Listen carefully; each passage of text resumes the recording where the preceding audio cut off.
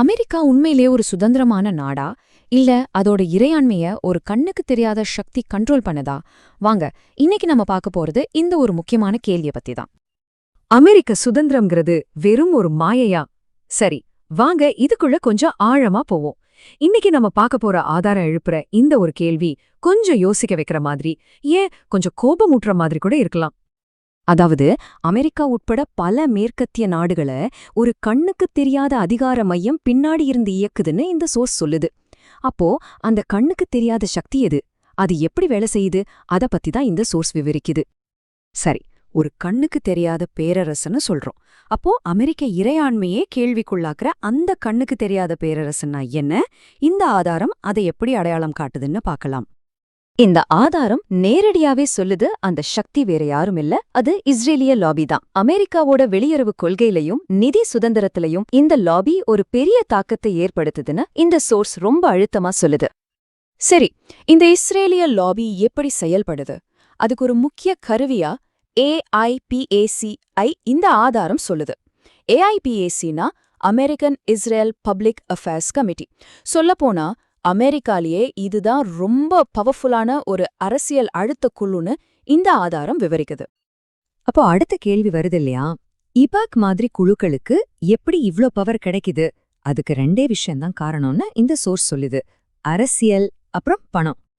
அவங்களோட அரசியல் தந்திரங்கள் எப்படி இருக்குன்னு பாருங்க.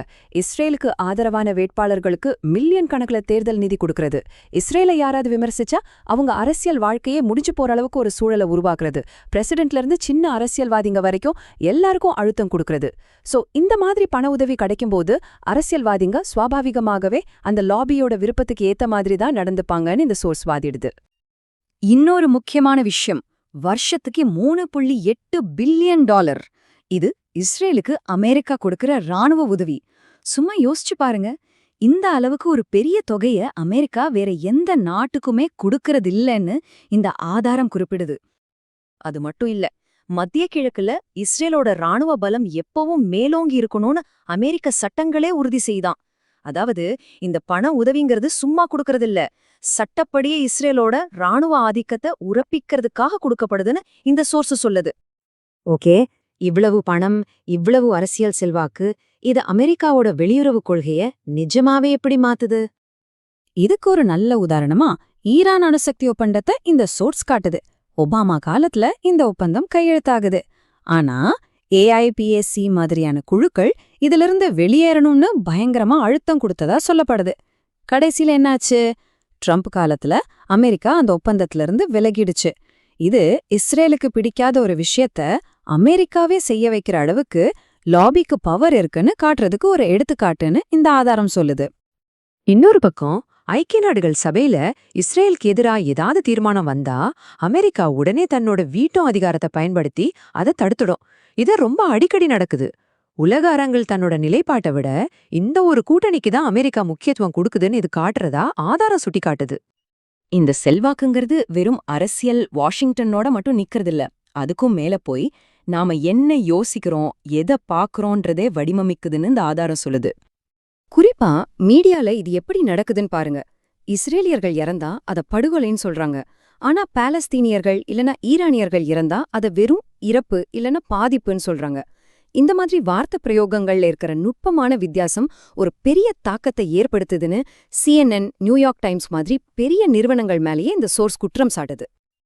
இது நியூஸ்ல மட்டும் இல்ல, சோஷியல் மீடியால மெட்டா, கூகுள் மாதிரியான நிறுவனங்கள் இஸ்ரேலுக்கு எதிரான கருத்துக்களை ஷேடோ பேன் செஞ்சு மறைக்கிறதா சொல்லப்படுது.